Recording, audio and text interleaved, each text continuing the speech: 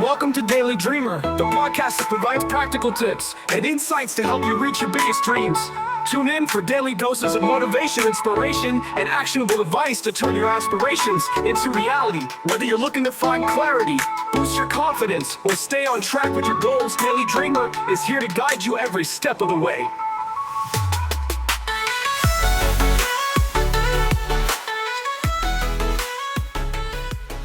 All right, so today we're going to be taking a deep dive into some really provocative stuff. We're talking about Dan Bilzerian, and you know this is not the same Dan Bilzerian you might remember as the Instagram king. He's been saying some pretty wild stuff lately, especially about geopolitics, and let's just say it's causing a bit of a stir. Yeah, and what I find most fascinating about all this is that it's not just what he's saying, but that he's the one saying it. It's really got the media in a frenzy. And to really get to the bottom of this, we really need to understand, the why. Why is he saying these things? Right. It's like 1 minute he's, living this crazy lifestyle, private jets, extravagant parties, you name it. I mean, he once said that he slept with 9 women in one day. Wow. And now he's saying he's found a deeper purpose. He's transcended that phase of his life. And now he's all about sharing his pretty strong political opinions. It's kind of wild. Yeah. What do you make of all this? Well, it really makes you wonder what's behind this whole transformation. Mm-hmm. Is it a genuine change of heart? Or some calculated move? Mm-hmm. Or maybe a bit of both? I guess only time will tell if his actions actually match up with his words. Mm-hmm. But let's dig into some of the specifics, particularly his stance on the Israeli-Palestinian conflict. Yeah. That's where things get really heated. Yeah, for sure. So he's basically called Hamas a resistance organization and Israel a terrorist state. He even downplayed the October 7th attacks. He actually used a pretty intense analogy to get his point across. Oh, yeah? Yeah, so he basically compared the situation to someone retaliating against him after he had repeatedly done them wrong. And I'm just going to quote him here. He said, "It's a very different picture. Like if I raped your mother and kicked you in the nuts." Wow. To even begin to unpack that, we need to provide some historical context, not to endorse any particular side, but just to understand the complexities of the conflict that Bilzerian stepped into. Yeah, he does bring up some big historical events, like the Nakba, which was the displacement of hundreds of thousands of Palestinians back in 1948. And he also mentions the Sabra and Shatila massacre in 1982. I mean, these are some incredibly sensitive and complex events, marked by a ton of suffering on both sides. Exactly. And that's what makes Bilzerian's simplification, not to mention his language, so concerning. He's basically glossing over decades of conflict and trauma to push a very specific narrative, one that leaves out a lot of crucial details. For sure. Then there's the whole controversy surrounding the rape allegations. During the October 7th attacks, Bilzerian says they were disproven. But the UN has a very different take. Right. Their report details clear and convincing information of sexual violence against hostages, including rape and torture. It's important to remember that the UN is neutral. They're dedicated to investigating human rights abuses globally. But Bilzerian just dismisses their findings as Israeli propaganda. Oh, right. And before we move on, I wanted to touch on something else he said about the rapes. He specifically said the rapes were disproven, so all that was Israeli propaganda. Do you think he's suggesting that Israel fabricated these accusations? It's definitely a possibility. Mm-hmm. And it kind of speaks to this larger trend where information, especially during conflicts, is weaponized as propaganda. It's important to approach these types of claims with a healthy dose of skepticism. Look at the sources. Yeah. And consider potential biases. Yeah, that's a good point. We need to be really careful, especially with information coming from conflict zones. Exactly. And going back to the UN, it's crucial to examine the evidence objectively and acknowledge their long history of impartiality. Okay, so let's move on to what I think is one of the most disturbing parts of all this. Bilzerian doesn't just comment on the conflict itself. He goes on to make some really inflammatory accusations against Jewish people in general. Honestly, it's kind of hard to even repeat some of this stuff. Yeah, this is where we really enter the territory of anti-Semitism. He claims that Jews killed JFK, control the U.S. government, promote what he calls transgenderism and perversion, and that they are, in his words, the greatest threat to the world. He uses phrases like Jewish supremacy and says things like, "They play the victim card so effing much, it's just shocking." And that's exactly why we can't just ignore it. These statements aren't just offensive, they're dangerous. Anti-Semitism is prejudice and discrimination against Jews based on their religion or ethnicity. And Bilzerian's words definitely fit that definition. Yeah. So can you break down for our listeners what exactly anti-Semitism is? Like, what are some of the historical stereotypes and tropes that often come up with these types of accusations? Sure, so basically anti-Semitism is prejudice and hatred, directed at Jewish people as a group. Throughout history, there's been a lot of harmful stereotypes that portray Jews as like greedy, manipulative, controlling, wanting to dominate society. These stereotypes have been used to justify all sorts of things: discrimination, persecution, even violence against Jewish communities. And it's been going on for centuries. And it seems like these stereotypes, as we're seeing with Bilzerian, are often connected to conspiracy theories that give Jewish people all this power and these, like, evil intentions. Right. These conspiracies range from claims about Jews controlling the media or financial institutions to accusations of global domination or like orchestrating wars and economic crises. Yeah. They often rely on these exaggerated or distorted narratives that play into people's fears and anxieties. It's like he's trying to tap into this well of prejudice and conspiracy theories to legitimize his own view of the conflict. That's a really good point. He's using these deep-seated and harmful stereotypes to frame his arguments within a narrative that will resonate with people who might already have anti-Semitic views. Wow. So we've covered a lot in a short amount of time. We've gone from Bilzerian's crazy lifestyle to his take on geopolitics, and now we're dealing with his really troubling accusations against Jewish people. It's been a wild ride. Definitely. And it's crucial to remember that his statements don't exist in a vacuum.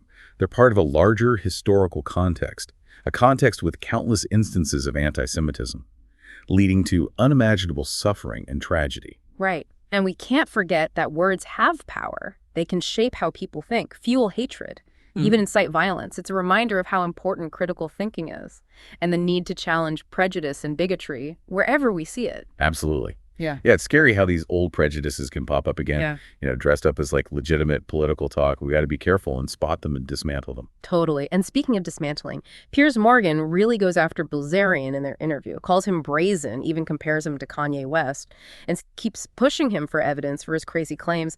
What stood out to you from that conversation? Morgan's constant challenges really show that. A lot of Bilzerian's statements lack any real basis in fact. It's a perfect example of why we need critical thinking, especially these days with all the media we consume, when we're bombarded with information, especially online. We have to question the source, look for real evidence, and think about different perspectives before we decide what we believe. That's a great point. It's so easy to just accept a story or an argument, especially if it already fits with what we think. But we have to be careful with the information we consume.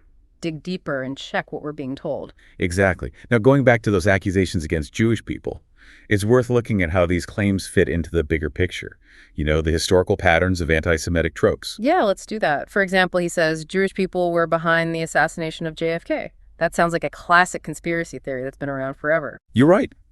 That accusation comes from old anti-Semitic conspiracy theories that say Jewish people have this secret power, and they orchestrate major world events for evil purposes. These narratives prey on existing anxieties and tap into these deep fears of hidden agendas and these shadowy forces controlling everything. He also keeps using this phrase Jewish supremacy, a term that carries a lot of historical baggage. Can you explain what that term means and how he's using it in this context? Jewish supremacy is a very problematic phrase that echoes the language of white supremacists and neo-Nazis. It falsely claims that Jewish people want to dominate and control society at the expense of other groups. This idea comes from the age-old myth of a Jewish cabal secretly plotting to take over the world, a myth that's been used to justify the persecution and violence against Jewish communities for centuries. It's chilling how easily these dangerous ideologies can come back and gain traction, especially online where misinformation and hate speech thrive. It shows we need to be super vigilant in challenging these narratives, both online and offline. We can't be complacent or dismissive, because these ideologies have a real impact on individuals and communities. Absolutely. We need to actively fight these forms of prejudice and bigotry whenever we see them. Now, changing gears a bit, Bilzerian also talks about the Holocaust. and makes some truly offensive and inaccurate statements. Yeah, this is where his rhetoric gets really disturbing. He downplays how horrific the Holocaust was, saying he'd bet his entire net worth that it was under 6 million. And then he makes this outrageous claim that Jews have killed far more Christians. These statements show a total disregard for historical facts and a complete lack of sensitivity to the suffering during the Holocaust. The Holocaust was a systematic state-sponsored genocide that resulted in the deaths of 6 million Jews. To try and minimize or deny its impact is historical revisionism and deeply offensive to the memory of the victims. It's so important to understand that. Minimizing the Holocaust or any genocide isn't just a difference of opinion. It's a dangerous distortion of history that dehumanizes the victims and trivializes the horrors they face. Exactly. We have a moral duty to uphold the truth and challenge those who try to rewrite history for their own purposes. Now let's discuss Bilzerian's comparison of the Israeli-Palestinian conflict to South African apartheid. He argues that Palestinians have right to resist, even if that means violence. The apartheid analogy is often used in discussions about this conflict. While there are similarities in terms of power imbalances and systemic discrimination, it's crucial to acknowledge the different historical and geopolitical contexts. Making simple comparisons without recognizing those nuances can lead to inaccurate conclusions and prevent productive dialogue. So he seems to be implying that violence is a justified form of resistance in this situation. What are your thoughts on that? Well, it's important to understand the frustrations and the sense of desperation that can come from prolonged conflict and oppression. Condoning violence is never the answer. There are always peaceful ways to resist and advocate for change. That's a really important point. It's easy to get caught up in the emotion of a situation and lose sight of the need for peaceful solutions. Absolutely. It's in those moments of high tension that we need to be especially careful with our words and the potential consequences. So we've dug into Bilzerian's controversial statements about the Israeli-Palestinian conflict, his disturbing accusations against Jewish people, and his attempts to downplay the Holocaust. What stands out to you as the most important takeaway from this discussion so far? I think what's most alarming is how easily he mixes inflammatory rhetoric with distortions of history and outright conspiracy theories to create a narrative that demonizes entire groups of people. It really shows the dangers of misinformation, especially when it taps into existing prejudices and societal anxieties. It also highlights the importance of media literacy and critical thinking. We need to be able to tell fact from fiction, spot biases and logical fallacies, and engage in respectful and informed dialogue, even when discussing sensitive topics. Absolutely. And it's in those challenging conversations Right. where we're forced to confront uncomfortable truths and wrestle with complex issues that real understanding and progress can happen. This has been a deep dive into some seriously disturbing stuff. What are your thoughts on Bilzerian's move to Qatar? What could it tell us about his motivations? That's a great question and a perfect transition to our next segment.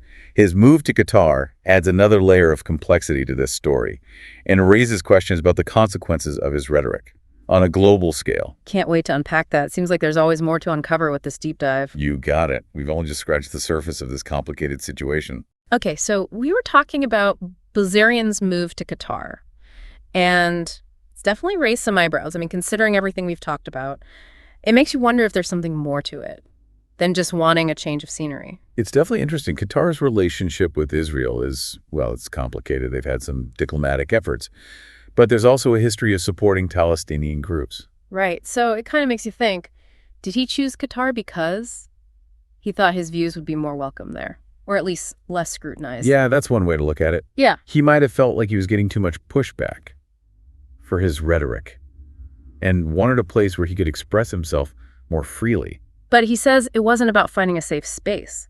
For his controversial opinions, he claims he actually faced a lot of backlash from Jewish people because of his pro-Palestinian stance. He even said his Jewish business manager tried to extort him. That's where we need to be careful.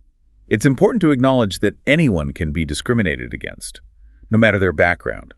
But we can't make generalizations about entire groups of people based on isolated incidents. Yeah, just because he had negative experiences with some Jewish individuals doesn't mean the whole Jewish community is against him, or that his anti-Semitic views are okay. Right. Blaming an entire group for the actions of a few is a dangerous oversimplification. It's a logical fallacy. And it's worth noting that Bilzerian hasn't provided any proof to back up his claims of extortion or anything like that. It seems like he's trying to make himself look like the victim, saying he's being silenced for speaking out against what he calls a genocide. He even said, if you say anything about Jewish people, you get canceled. That fits into a narrative we're seeing more and more, especially online, where people with extremist views try to present themselves as victims of censorship or persecution. It's a way to deflect criticism, get sympathy, and ultimately push their agenda. It also ties back to the debate about free speech versus hate speech, which is a really complicated issue. For sure, there's a fine line between expressing unpopular opinions and inciting hatred or violence. We need to protect freedom of expression, but we also have to recognize when speech becomes harmful. And to make things even more tricky, Bilzerian seems to be enjoying all the controversy. When Morgan asked him how he thought the interview would be received, he said, "I'm sure it'll be bad, but it's what I believe." It's almost like he's being provocative on purpose. It's a risky strategy. By intentionally stirring up outrage and controversy, he's amplifying his message and potentially attracting people who are already drawn to extremist ideas. Like he's using shock value to get attention and spread his views, whether they're true or not. And that's the danger of platforms like social media. Provocative content often goes viral. It can create echo chambers where misinformation and hate speech are amplified, reaching more people, and potentially making harmful viewpoints seem normal. To finish off the interview, Bilzerian lists a bunch of things he's horrified by, including Jewish teachings and beliefs. He says Judaism is incompatible with Christianity, and that Jewish people think it's okay to steal from Gentiles. This is clearly an attempt to demonize Jewish people by assigning negative qualities and beliefs to the entire group. Those statements are just plain wrong, and they perpetuate harmful stereotypes that have been used to justify discrimination and violence. It's a reminder that anti-Semitism isn't a thing of the past. It's a real threat that's still around today. And it's especially worrying when someone like Bilzerian, with a huge platform, uses it to spread these views. It can legitimize hate and potentially lead to real-world harm. So where do we go from here? We started with a deep dive into Dan Bilzerian's controversial statements, and we've ended up exploring the dark side of anti-Semitism and the scary power of misinformation in the digital age. It's a reminder that we need to be critical thinkers, now more than ever. We have to be careful about the information we consume, question our sources, look for evidence, and be willing to challenge our own biases. It's a call to action, too. We can't just stand by and do nothing. When we see hateful rhetoric, we have to speak out against bigotry, educate ourselves and others about its dangers, and actively support efforts to fight anti-Semitism and all forms of prejudice. It's about creating a world where respect, understanding, and empathy are more important than hate, fear, and division. That's something worth working towards, both online and in the real world. Well said. We'll leave you to think about all the complexities we've explored in this deep dive. Thanks for joining us. And remember, stay curious, stay informed, and stay engaged.